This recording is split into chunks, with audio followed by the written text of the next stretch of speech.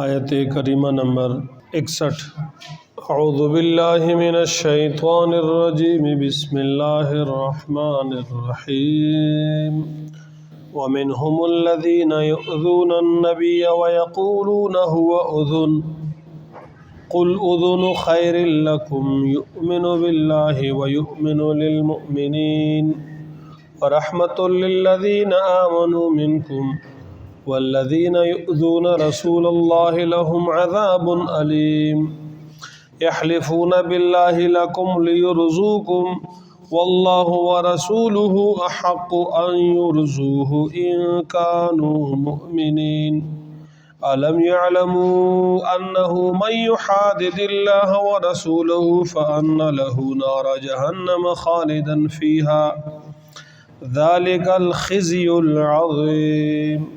ومنهم، ان میں سے منافقین میں سے کچھ لوگ ایسے بھی ہیں یؤذون، جو ایذا پہنچاتے ہیں، جو ایذا دیتے ہیں، جو تکلیف پہنچاتے ہیں النبی، آپ صلی اللہ علیہ وسلم، ویقولون، اور پھر کہتے بھی ہیں کہ ہوا اذن، وہ تو بس کان ہی ہے۔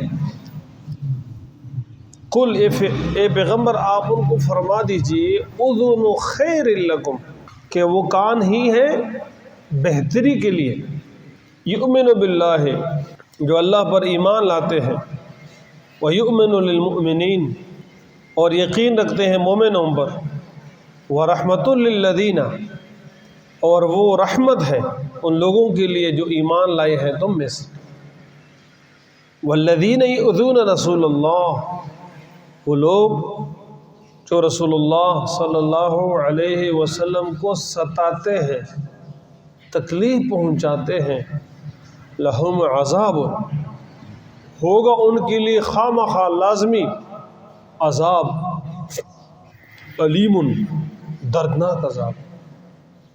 یحلفون باللہ، وہ قسمیں کھاتے ہیں اللہ کی، لکم، تمہارے سامنے، لیرضوکم، تاکہ وہ تمہیں خوش کر دے، واللہ ورسولہ، حالانکہ اللہ اور اس کا رسول احق ان یرضوہ، وہ زیادہ حقدار ہیں اس بات کی کہ ان کو خوش کیا جائے، ان کنتم مؤمنین، اگر تم اپنی ایمان کے دعوے میں سچے ہو۔ الم یعلم، کیا یہ لوگ جانتے نہیں ہیں، کیا ان لوگوں کو خبر نہیں ہے کہ انہ من یحادد اللہ ورسولہ، کہ جو مخالفت کرے گا اللہ اور اس کے رسول کا، فَأَنَّ لَهُ نَارَ جہنم، اس کے لیے جہنم کی آگ ہے، خالداً فیہا، ہمیشہ ہمیشہ اس میں رہیں گے، ذَلِكَ الْخِزْيُ الْعَظِيمُ، یہ بہت بڑی رسوائی ہے ان کے لیے۔ گزشتہ آیات سے منافقین کی بات چلی آ رہی ہے، درمیان میں جب انہوں نے آپ صلی اللہ علیہ وسلم کے صدقات کے تقسیم پر اعتراضات کیے، نکتہ چینیاں کی، تو صدقات کے جو مصارف ہیں، انما الصدقات للفقراء، ان کو پھر بیان فرمایا کہ وہ تقسیم آپ نے اپنی مرضی سے نہیں بلکہ اللہ کے حکم سے کی ہے۔ اب پھر ان منافقین کی مزید خباثتوں کا بیان ہے کہ یہ جو منافقین ہیں، ان کے حرکات بد، جو ان کے برے حرکات تھے، جو ان کے کرتوت تھے، ان میں سے ایک یہ بیان فرمایا کہ یہ بے ادب بہت ہے۔ آپ صلی اللہ علیہ وسلم کی شان میں خلاف ادب اور تحقیر آمیز الفاظ اور زبان استعمال کرتے ہیں، یہ منافقین کی عادت ہے، اور یہ اپنی مجلسوں میں آپ صلی اللہ علیہ وسلم اور دین اسلام کا استہزاء اور تمسخر اڑاتے ہیں، اور جب ان استہزاء اور تمسخر آپ صلی اللہ علیہ وسلم کو بذریعہ وحی مطلع کیا جائے کہ یہ لوگ ایسے کرتے ہیں، پھر یہ لوگ کہتے ہیں کوئی مسئلہ نہیں، ہم اپنے آپ کو چھڑا لیں گے، توجیہات اور تعویلیں کر لیں گے۔ اور یہی وجہ کہ جب آپس میں یہ بات کرتے تھے نا مسلمانوں کی اور دین اسلام کی اور آپ صلی اللہ علیہ وسلم کی، تو ان کے کچھ لوگ کہتے ہیں بھائی اس طرح کی بات کرتے ہو، اگر اس کا ہم کو پتہ چل گیا تو اس سے تو پھر ہم لوگوں کے سامنے آ جائیں گے، اور لوگوں سے تو ہم چھپنا چاہتے ہیں۔ تو وہ دوسرے ان کو کہتے تھے کوئی بات نہیں جی، وہ تو ہم بس جو ان کو ہم کہہ دیتے ہیں نا، پھر وہ اسی کو مان لیتے ہیں، تو ٹینشن نہ لو، تعویل کر کے ہم نکل جائیں گے جی۔ تو اللہ تعالیٰ نے بیان فرمایا کہ یہ لوگوں کو خوش کرنے کے لیے اس طرح کی باتیں کرتے ہیں، حالانکہ اللہ اس بات اور اس کا رسول اس بات کا زیادہ حقدار ہے کہ اس کو خوش کیا جائے جی۔ آج بھی یہ ہے جی، بہت سارے کام ہیں جی، پھر لوگ کیا کہیں گے جی، کہتے ہیں نا جی، شادی ہے، جنازہ ہے اور بہت سارے مسائل ہیں، مجھے یہ کام نہیں کریں گے تو پھر لوگ کیا کہیں گے جی۔ بھئی لوگوں کو ہم جواب دے ہیں یا ہم اللہ اور اس کے رسول کو جواب دے ہیں؟ ہم اللہ اور اس کے رسول کو جواب دے ہیں جی۔ شادی ہے، ہر طرح ہر رواج پورا کیا جا رہا ہے جی، اور اگر اس کو کہیں کہ بھائی یہ گناہ ہے، یہ کام نہ کرو، آپ مسلمان ہیں، مسلمانی کی شان سے خلاف بات ہے کہ آپ یہ کام کر رہے ہیں، جی پھر لوگ کیا کہیں گے جی؟ یہ دلیل ہوتی ہے جی، اور یہی دلیل کس کی ہوتی تھی؟ نعوذ باللہ من ذالک منافقین کی بھی ہوتی تھی۔ اللہ ہماری حفاظت فرمائے۔ جنازہ ہے، رواجیں ہیں، پوری کی جا رہی ہے، یہ اگر کوئی حق اور سچ بتائیں بھئی یہ کام نہ کیا جائے، غلط ہے، بچا جائے، جی پھر لوگ کیا کہیں گے جی؟ تو بھئی کل قیامت کے دن ہم نے لوگوں کو جواب نہیں دینا ہے، ہم نے کل قیامت کے دن اللہ اور اس کے رسول کو جواب دینا ہے، اللہ کے سامنے کھڑا ہونا ہے، حساب و کتاب دینا ہے ذرے ذرے کا۔ تو لوگوں کے لیے تو نہ، یعنی جو غلط ہیں وہ تو ویسے بھی غلط ہیں، اگر کوئی اچھا کام ہے وہ بھی لوگوں کے لیے نہ کیا جائے، اللہ کے لیے کیا جائے، تاکہ دنیا میں ثواب ملے، اجر ملے، راحت ملے، سکون ملے، اور مرنے کے بعد اللہ تعالیٰ اس کا اجر اور ثواب عطا فرمائیں گے۔ معلوم ہو گیا کہ آپ صلی اللہ علیہ وسلم کے پیچھے باتیں کرنا، جیسے آج کل انبیاء کے وارثوں کے پیچھے باتیں کی جاتی ہیں، اپنی مجلسوں میں مولویوں کا ایک طرح کا مذاق اڑایا جاتا ہے جی، اور اگر کوئی بات آ جائے نا، یار مولوی ہے جو کہہ دیں گے ٹھیک ہے جی، کون سا اس نے وہ کرنا ہے یہ وہ، یعنی لوگ حقیقت دیکھا جائے نا علماء کے حوالے سے جو آج کل رویے عموماً مخالفین اپناتے ہیں، اپنے مجالس میں استہزاء کرتے ہیں، ٹھٹھا اڑاتے ہیں، ان کو ہلکا سمجھتے ہیں، سپکے گنی، تو یہی حال منافقین کا آپ صلی اللہ علیہ وسلم کے زمانے میں ہوتا تھا۔ گویا یہ اعمال، یہ کردار منافقانہ کردار ہے، اس سے بچنا چاہیے، اور اگر ان چیزوں کو نہیں چھوڑیں گے تو اس کا نقصان اور وبال یہ ہوگا کہ جو تھوڑی بہت دینداری ہمارے اندر ہوگی نا وہ بھی نکل جائے گی، اس لیے کہ بے ادب وہ محروم رہتا ہے جی، اور با ادب اللہ تعالیٰ اس کو عطا فرماتے ہیں جی۔ لمبی بات ہے، یہ ابو جہل اور ابو لہب کو، حالانکہ آپ کے رشتہ دار تھے نا، گھر کے آدمی تھے، اور دنیاوی اعتبار سے یہ آپ صلی اللہ علیہ وسلم پر فخر بھی کرتے تھے کہ ہمارے خاندان میں آیا ہے، ہمارا بھتیجا ہے، ہمارا بچہ ہے، اس کا کریڈٹ بھی لیتے تھے، لیکن ایمان نہیں لائے تھے، اور پھر جب تکلیفوں کی بات آئی تو سب سے زیادہ ستایا بھی پھر انہوں نے تھا جی۔ تو اس کی وجہ کیا تھی؟ یہ بے ادب تھے، گستاخ تھے۔ آپ صلی اللہ علیہ وسلم کے 2 بیٹیوں کو طلاق دیا تھا نا، کیا جرم تھا، کیا نقص تھا، کیا مسئلہ تھا؟ کچھ بھی نہیں تھا، صرف اسی وجہ سے تو یہ تکلیف تھا نا، ایذا تھا، اس وجہ سے گستاخ کو اللہ تعالیٰ کبھی معاف نہیں کرتے، بڑے سے بڑے گناہگار کو معاف کر دیتے ہیں، گستاخ کو معاف نہیں کرتے، اس لیے گستاخی سے بچنا چاہیے، ادب و احترام۔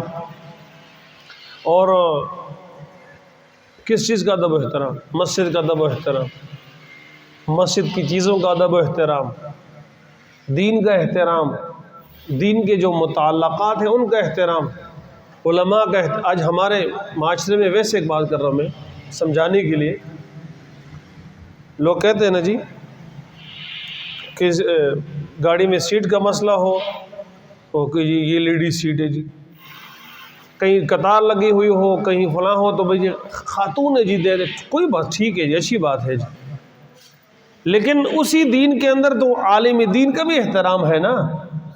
آپ نے کہیں دیکھا ہو کہ لائن لگی ہوئی ہو اور اس میں مولوی صاحب بھی کھڑے ہوں تو کس نے کہا یار مولوی صاحب ہے ٹھیک ہے کوئی مسئلہ نہیں، کچھ تو اللہ معاف فرمائے وہاں لڑائی عام آدمی آگے ہو جائے کوئی مسئلہ نہیں، مولوی کو اگر وہ کوئی دے دیتے ہیں نا کسی جگہ پر وہ لڑائی پہ اتر جاتی ہے۔ تو بھائی عورت کا احترام بھی دین نے سکھایا ہے نا، بزرگ کا احترام بھی دین نے سکھایا ہے، عالم دین کا احترام بھی دین نے سکھایا ہے۔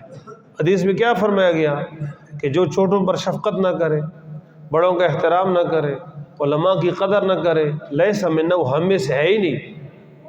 آپ علیہ السلام نے اپنے امت سے اس کو نفی کر دیا، یہ ہم میں سے ہے نہیں۔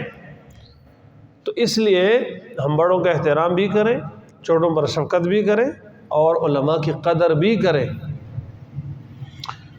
اس لیے فرمایا کہ وَمِنْهُمْ، ان منافقین میں سے بعض لوگ ایسے ہیں یؤذون النبی، جو ایذا پہنچاتے ہیں آپ صلی اللہ علیہ وسلم کو۔ کس طرح ایذا پہنچاتے ہیں؟ کہ وہ غلط سلط باتیں کرتے ہیں اور استہزاء بھی کرتے ہیں، تمسخر بھی اڑاتے ہیں، اور جب آپ صلی اللہ علیہ وسلم کو ان کے جو ایذائے ہیں اور ان کے جو استہزائے ہیں بذریعہ وحی آپ کو بتلایا جائے تو پھر یہ کہتے ہیں کوئی ٹینشن نہ لو جی، وہ تو ہم کور کر لیں گے جی، تعویلیں بنا دیں گے جی، اس کے لیے توجیحات نکال لیں گے اس کے لیے، اور کون سا جو ہے نا وہ اس نے پیچھے پڑنا ہے جی، وہ تو کانوں کان جو بتایا گیا بس ٹھیک ہے مان گئے اور آگے چلتی ہے۔ گویا تو پھر اللہ نے کیا فرمایا بھائی وہ آپ صلی اللہ علیہ وسلم اگر ان کے آپ کے سامنے منافقین آتے تھے نا جھوٹ بول لیتے تھے تو آپ کو معلوم ہوتا تھا کہ یہ آدمی جھوٹ بول رہا ہے، لیکن چونکہ ظاہراً اس آدمی نے کلمہ پڑھا ہوتا تھا، ایمان کا اس نے دعویٰ کیا ہوتا تھا، اگر آپ اس کے ساتھ کوئی ایسا برتاؤ کرتے کہ مثال اس کو مارتے، بے عزت کرتے، کچھ کرتے، تو منافقین اس کو الٹا بنا کر کے کہتے دیکھو نا جی ان اپنے ساتھیوں کے ساتھ انہوں نے یہ کام شروع کر دیے، حالانکہ وہ اپنے ساتھی تو نہیں ہوتے تھے، وہ تو اندر سے منافق ہوتے تھے، لیکن ان کی منافقت چھپی ہوئی ہوتی تھی، ظاہراً جو ان کے اوپر لیبل لگا ہوتا تھا وہ مسلمانی کا لگا ہوتا تھا، تو پھر وہ پروپیگنڈا شروع کر دیتے تھے۔ اس لیے آپ ظاہراً اگر کوئی منافق جھوٹ بول بھی لیتا تھا تو آپ شفقت کی بنیاد پر، مروت کی بنیاد پر اور حیا اور وقار اور کریم النفسی کی بنیاد پر آپ اس کو سامنے جو ہے وہ نہ پکڑتے تھے۔ اللہ اکبر۔ تو آپ کا یہ جو سمجھے کہ ان کے اس طرح کی جھوٹوں سے آنکھیں بند کرنا یا تغافل برتنا ہے، یہ ایسا نہیں تھا کہ آپ کو اس کا پتہ نہیں تھا، آپ کو پتہ ہوتا تھا جی، کیونکہ بذریعہ وحی آپ کو بتلایا جاتا تھا۔ تو منافقین کا یہ کردار بھی اللہ تعالیٰ سے چھپا ہوا نہیں تھا، آپ صلی اللہ علیہ وسلم کو بتلایا جاتا تھا۔ تو یہ صرف بیان برائے بیان نہیں ہے، یہ اس میں میرے اور آپ کے لیے تعلیم ہے جی۔ اب ہماری مجلسوں میں ہم جب بیٹھتے ہیں مولویوں کے پیچھے لگ جائے ذرا، مولوی تو ایسے ہوتے ہیں، مولوی تو ایسے ہوتے ہیں، تبلیغیوں کے پیچھے لگ جائے جی، تبلیغی تو ایسے ہوتے ہیں، تبلیغی تو ایسے ہوتے ہیں، ہاں داڑھی پکڑے والوں کے پیچھے جناب ہماری مجلس ہے، مذاق ان کی پیچھے، لطیفے ان کی پیچھے، استہزائیں ان کی پیچھے، تمسخر ان کی پیچھے۔ تو آپ بتائیں پھر ایسے میں ہمیں پھر ان سے کہیں استفادہ ہو جائے گا؟ کبھی نہیں ہوگا، ہمیں فائدہ نہیں ہوگا، کیونکہ اندر سے ہمارے دل و دماغ میں کیا بھرا ہوا ہوتا ہے، مولوی ہی تو ہے جی، حالانکہ مولوی خود بہت کمزور ہوگا، گناہگار ہوگا، لیکن ہے وہ نبی کا وارث، اور نبی کی وراثت سے کوئی اس کو محروم بھی نہیں کر سکتا جی۔ اور دنیا کا اصول اور قانون ہے کہ بیٹا والد کا کتنا ہی نافرمان کیوں نہ ہو، والد کے مرنے کے بعد وہی نافرمان یا گناہگار بیٹا ہی والد کا وارث ہوتا ہے۔ آج تک آپ نے نہیں سنا کہ ایک بیٹا نافرمان تھا اس لیے وراثت سے محروم ہو گیا۔ اگر والد عاق بھی کر دے پھر بھی وہ میراث سے محروم نہیں ہوتے۔ یہ تو دنیا کا ویسے ایک ڈرامہ ہے کہ فلاں نے اپنے بیٹے کو عاق کر دیا، منقول اور غیر منقول حدیث سے نکال دیا، مرنے کے بعد اسی بیٹے کا اسی والد کی میراث میں اتنا ہی حصہ ہوگا جتنا کہ ایک نیک اور فرماندار بیٹے کا ہوتا ہے۔ تو اگر دنیا کے اندر عام دنیا کی چیزوں میں اس کی وجہ سے وراثت نہیں ختم ہوتی تو دین کے معاملے میں تو مدرکہ ختم نہیں ہوتی ہے۔ تو عرض کرنے کا مقصد یہ ہے کہ علماء کا احترام کرنا چاہیے، اور جتنا جو اس دور میں اگر کوئی آدمی عالم دین کے خلاف ہوگا وہ سوال ہی پیدا نہیں ہو سکتا کہ وہ دیندار بن جائے، اور اگر وہ دینداری کا دعویٰ کرتا ہے جھوٹا ہے۔ اس لیے کہ مولوی کے آپ خلاف ہیں تو نماز آپ نہیں پڑھیں گے مولوی کے پیچھے، جب نماز آپ نہیں پڑھیں گے جماعت کے ساتھ نہیں پڑھیں گے نا، تو اکیلے آپ اتنے تکڑے ہیں کہ آپ جناب گرمیوں کے راتیں ہوں اور صبح آپ اٹھ بھی جائیں اور مسجد کے لیے نہ آئے جی، ظہر کی نماز کہاں پڑھیں گے پھر آپ؟ عصر مغرب کا سردیوں میں دن شارٹ ہوتے ہیں نا، ظہر عصر مغرب عشاء بہت جلدی آ جاتے ہیں جی۔ تو آپ پراپرٹی اور اس طریقے سے بازار میں جائیں آپ کو ایک دو نمازوں کو تو پتہ ہی نہیں چلتا ہے جی۔ اس جنازہ کہاں پڑھو گے پھر؟ جب مولوی کے آپ خلاف ہیں تو آپ خود آپ نے قرآن پاک کہاں پڑھا ہوا ہے؟ مولوی کے آپ خلاف ہیں تو آپ کے بچے کہاں قرآن پاک پڑھیں گے پھر؟ مولوی کے آپ خلاف ہیں تو آپ نکاح کہاں پڑھائیں گے آپ؟ مولوی کے آپ خلاف ہیں تو آپ کے بچوں کا نکاح کون پڑھائے گا جی؟ اس لیے کہ جس کے خلاف ہے تو ان سے تو اس طرح تو نہیں ہے نا کہ میٹھا میٹھا پھر ہف اور کڑوا کڑوا تو کر لے جی۔